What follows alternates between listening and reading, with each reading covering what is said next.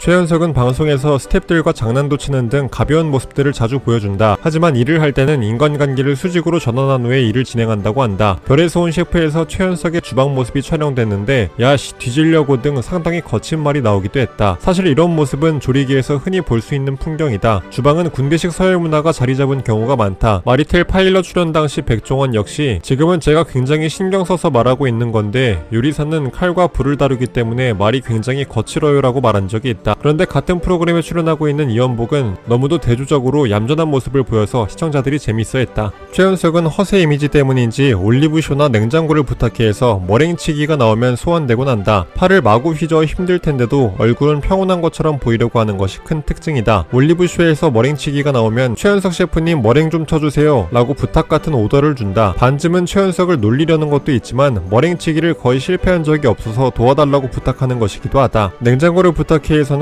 주로 김풍이 하는 머랭치기를 몇 번 도와주기도 했었고 강예원을 위한 수플레를 만들 때는 굳이 손으로 직접 머랭을 2번이나 쳤다.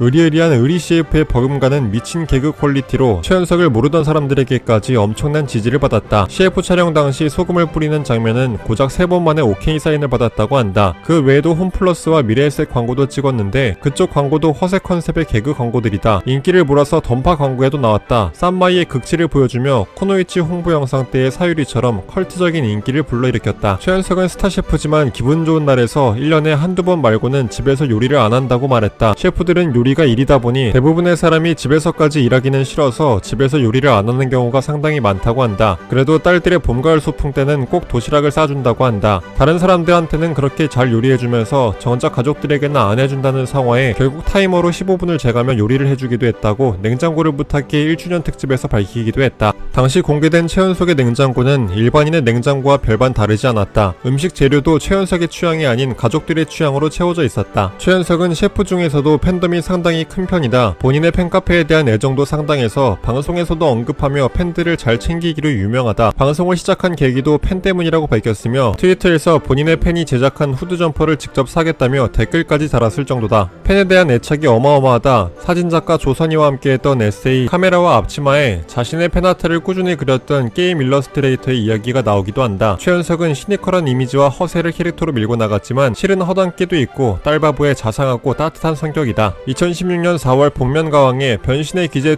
트랜스포커페이스라는 가명으로 참가해 인생을 즐기는 네가 챔피언과 함께 이문세의 깊은 밤을 날아서를 불렀다. 큰 키와 노래할 때 특유의 목소리 덕에 많은 사람들이 정체를 눈치챘다. 2라운드 준비곡이었던 성시경의 참아를 부르면서 정체를 밝혔으며 이날 입은 옷이 보기 다소 민망해 방송에서 화두가 되기도 했다. 본래 복면가왕 출연을 상당히 고사했는데 방송 1주년을 기념해 한 번 출연해달라는 요청에 결국 출연을 결심했다고 한다. 이때 그동안 방송 출연을 거절했던 이유를 성시경 때문이라고 밝혔다. 원래 음악을 매우 사랑했는데 어쩌다가 성시경 앞에서 노래를 한번 불렀다가 자신의 실력에 충격을 받고 당분간 노래와 거리를 두었다고 한다. 아마도 오늘 뭐 먹지에서 성시경과 함께 노래를 불렀던 때를 생각한 듯하다. 2020년 1월 최현석은 사문서 위조에 가담했다는 의혹을 받았다. 다른 회사로 이적하기 위해 계약 기간이 남았음에도 원본 계약서를 파기하고 새로운 계약서를 위조, 수정했다는 논란이었다. 다음날 최현석은 전 소속사 직원들이 계약서를 위조했고 나는 사인만 했다고 주장하며 아무런 문제가 없다는 해명을 남겼다. 이 사건으로 인해 출연 중이던 사장님 귀는 당나귀 귀, 수민의 반찬에서 하차했다. 이에 최현석 셰프는 진짜 정말 너무 힘들다. 일단 조용히 일하고 요리에 집중한 후 나중에 회사 통해서 말씀드리겠다고 말했다. 2020년 2월 초이닷의 허세 셰프였던 박가람 셰프와 같이 초이닷을 리뉴얼 오픈한 것으로 봐 어찌어찌 넘어간 듯하다.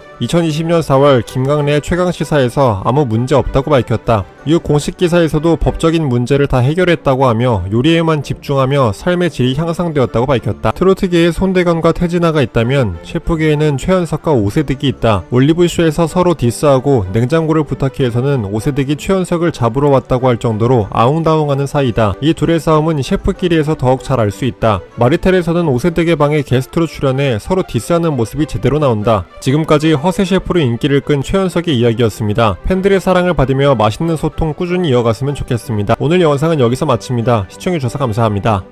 영상이 별로였으면 싫어요와 구독을 눌러주세요. 영상이 재밌으셨다면 좋아요와 구독을 눌러주세요.